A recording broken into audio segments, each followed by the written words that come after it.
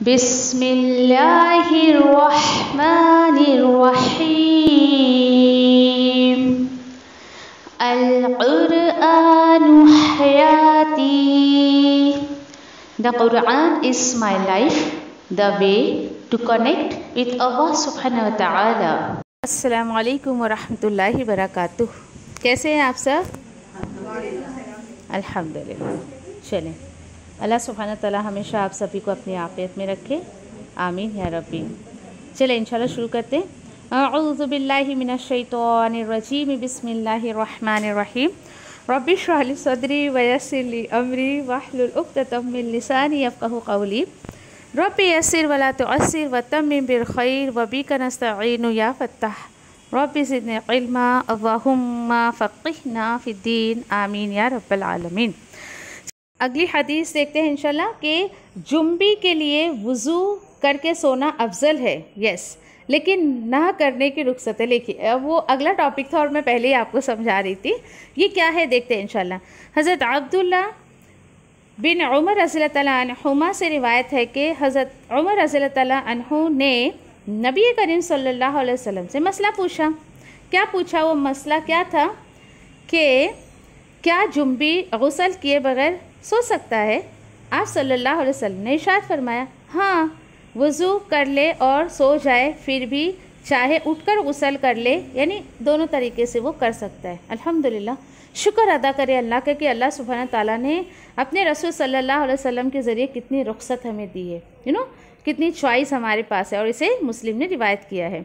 एक और हदीस है, हज़रत आयशा रज़ियल्लाहु अन्हा फरमाती हैं कि रसूल अल्लाह सल्लल्लाहु अलैहि वसल्लम हालत जनाबत ने पानी को हाथ लगाए बगैर सो जाते। ठीक है, चले, फिर उठकर गुस्ल फरमाते। इससे क्या पता चला?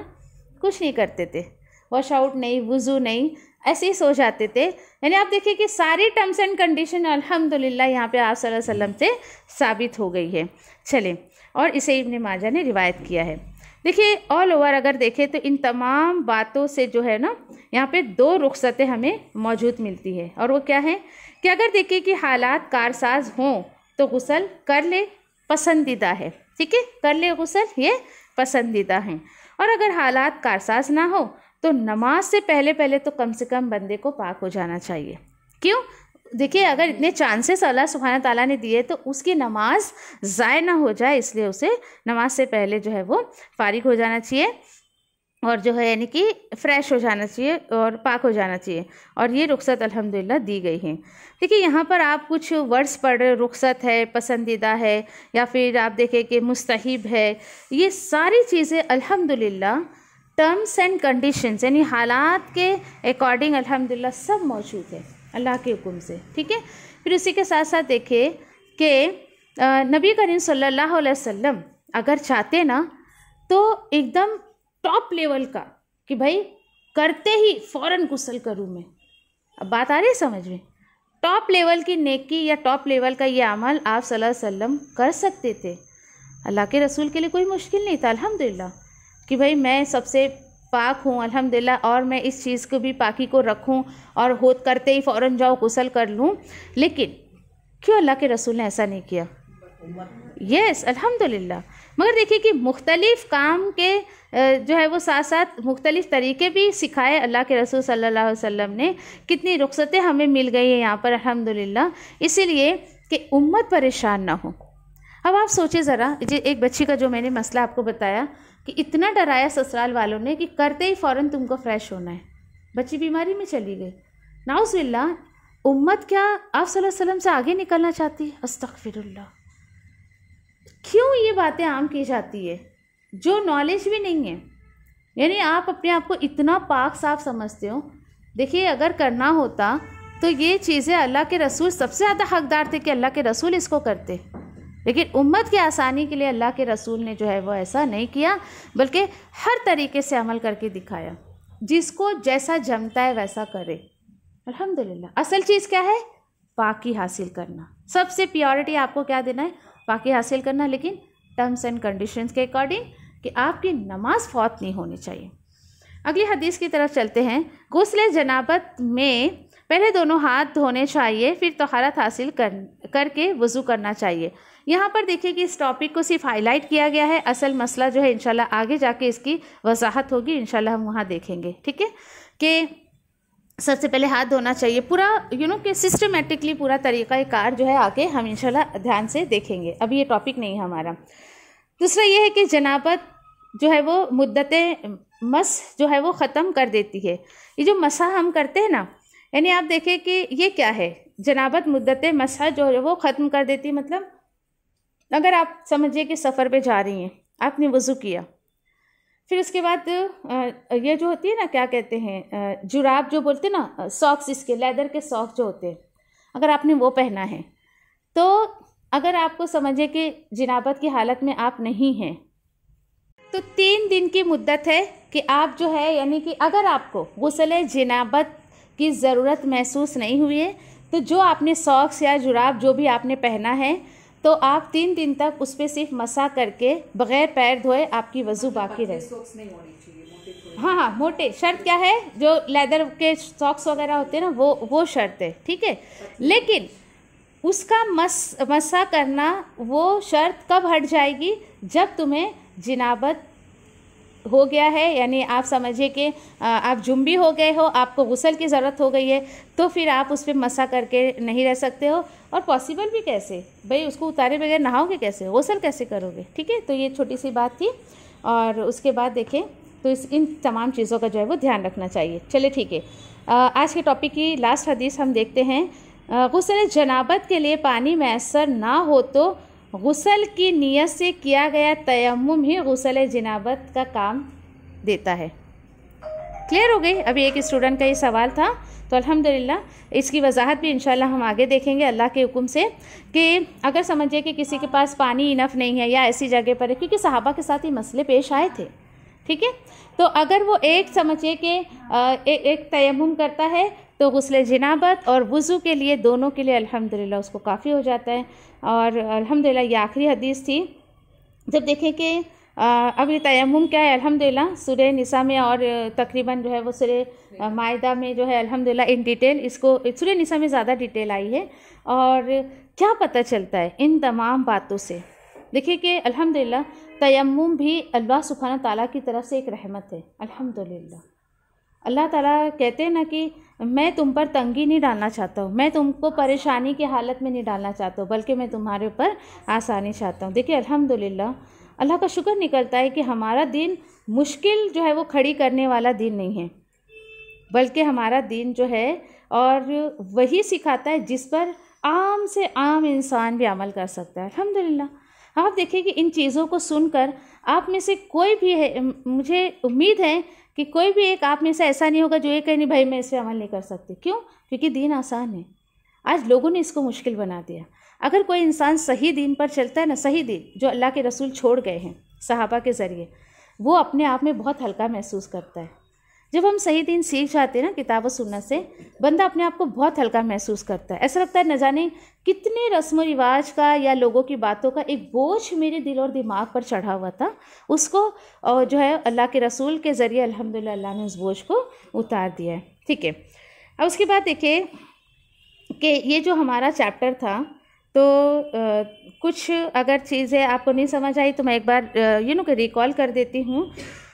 अच्छा, ओके, कुछ वर्ड्स आपको जो था, जनाबत था और फिर एहतलाम था, मज़ी था, इसका डिफ्रेंशिएशन मैं आपको जो है वो कर देती हूँ। ठीक है, देखिए जनाबत क्या होता है कि जो आपको वाइस डिस्चार्ज हो, जो ऐसा वाइस डिस्चार्ज जो ख्वाहिश के साथ हो, ठीक है, होने वाली कैफियत के साथ वाक़ होती है, उसको क्या कहते हैं? जनाबत। और उसके डिफरेंट टाइप्स है। ठीक है, कैसी नापाकी? तो देखिए कैसी नापाकी, एक तो एहतलाम था। एहतलाम जो है देखिए कि हलम से निकला है, यानी कि नींद। हाँ, नींद। तो नींद में जो एहतलाम होता है ये किसी को भी हो सकता है। ठीक है, मेल को भी हो सकता है, फीमेल को भी हो सकता है। लेकिन यहाँ देखें आप कि जैसे कि लड़कियों को जब पीरियड्स आने शुरू होते हैं ना, तो वो एक तरीका है उसका, वो एक नापाकी है कि पीरियड्स के ज़रिए जो है वो लड़कियों की ये गंदगी निकलती है। लेकिन लड़कों का स्पेशली ऐसा होता है ना कि उनको एहतलाम होता है, जिसको वेट ड्रीम कहा जाता है इंग्लिश में, कि वो सोते हैं। हाँ, सोते हैं और अजीब तरीके की उनको वाइट डिस्चार्ज हो जाता है, वो एक तरीके की नापाकी होती है। और ये अक्सर जब लड़के बड़ी उम्र को कि बढ़ती उम्र को आते हैं ना, और वो जब जवान होते हैं, बड़े होते हैं, तो उस वक्त उनके साथ ये मामलात होते हैं। देखिए, आप में से जिनके बेटे होंगे ना, उनको ज़्यादा ये पता होगी, ये माँओं की जिम्मेदारी है। क्यों?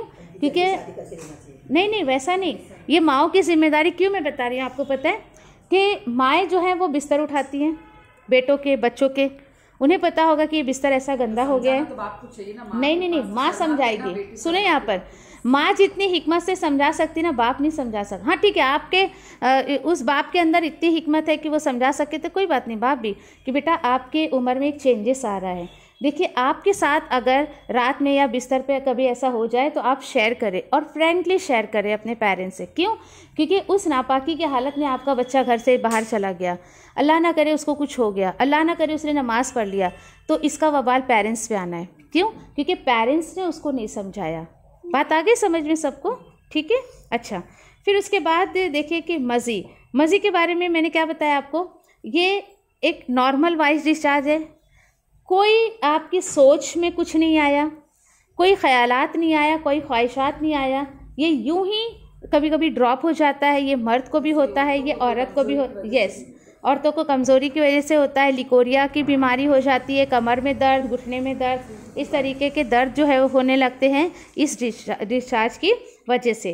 तो अब ऐसा किसी को हो तो क्या करें? हालांकि इसमें कोई ख्वाहिशात नहीं होती है, ठीक है। हाँ, लेकिन अगर ये समझिए कि ख्वाहिशात के साथ हो रहा है ना, तो फिर उस बंदे को गुस्ल करना पड़ेगा।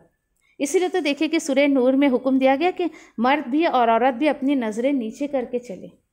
क्योंकि आज देखिए कि मर्द की साइको ये है, अल्हम्दुलिल्लाह हम में से जो शौहर वाली होंगी और या शौहर की जिनकी बीवियाँ होती हैं, दे नो कि कभी कभी कि मर्द बाहर रहता है, ऐसी औरतों पे निगाह चली जाती है, कुछ भी हो सकता है उसके साथ। तो उन मर्दों के अगर समझे कि कुछ ऐसी चीज़ें देखकर, कुछ लोग देखें कि मूवीज़ देखते हैं नाउज़ुबिल्लाह, उसके ज़रिए उनका जो है इस तरीके से वाइट डिस्चार्ज हो जाता है, तो उसको मज़ी में काउंट नहीं करेंगे।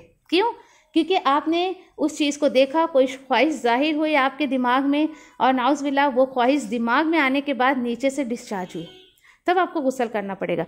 लेकिन अगर वो नॉर्मल ऐसी है तो नमाज से पहले वज़ू कर लेना काफ़ी होगा। लेकिन एहतमाम करना है उससे भी, क्योंकि कुछ लोगों का दिल नहीं मानता है भाई वाइट डिस्चार्ज हो रहा है, यूँ ही नॉर्मली एक तरीके की बीमारी हो जाती है वो, तो कितने कपड़े चेंज करें और ऐसा और वैसा। तो मैंने आपसे कहा ना, पेंसिल पैड वगैरह भी आता है, आप उसको यूज़ करें। छोटा छोटा रहता है कि बस, हाँ छोटे पैड्स आते हैं उस जगह। नहीं, अगर कोई पैड यूज़ करना चाहता है तो आप छोटे छोटे कपड़े के टुकड़े रखें ताकि आपका कपड़ा गंदा ना हो, ठीक है, इस तरीके से। ठीक है, चले।